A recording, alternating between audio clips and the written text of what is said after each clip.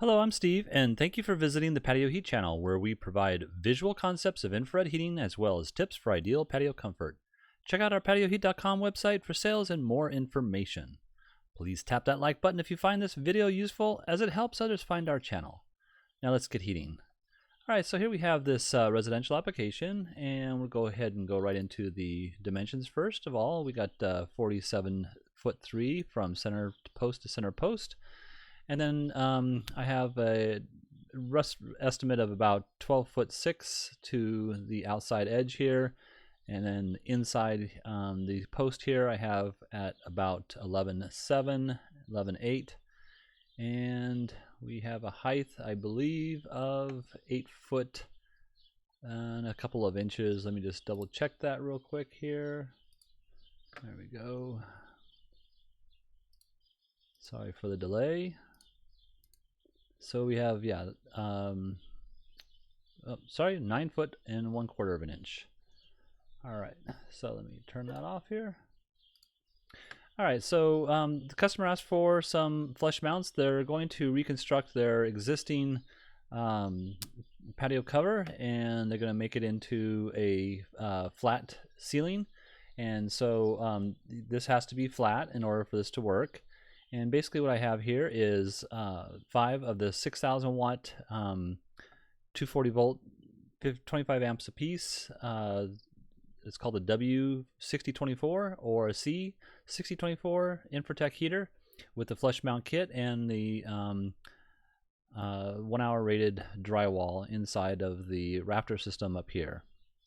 So I'm going to actually just take off the roof and the ceiling for a minute, and you can see how and why I placed the units where they're at.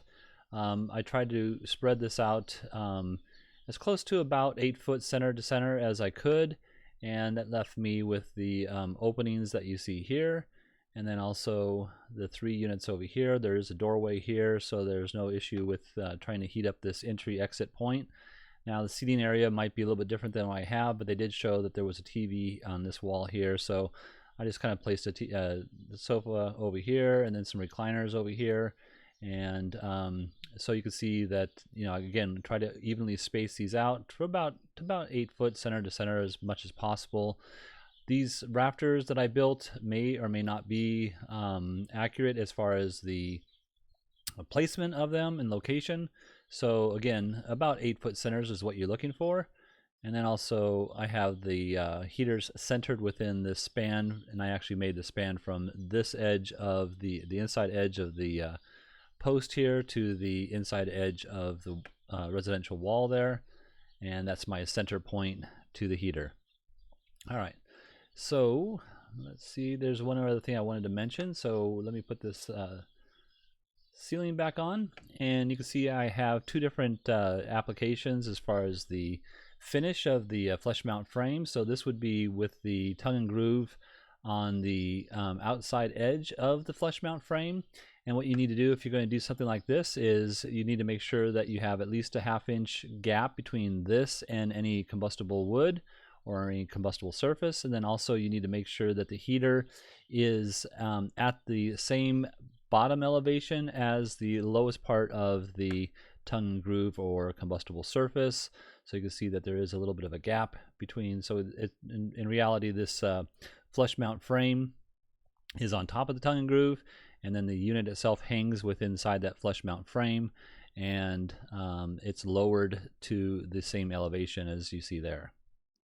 Here is the flush mount frame mounted on the outer surface of the tongue and groove. So the same thing applies, is that you want to make it to the same as the elevation of the flush mount frame.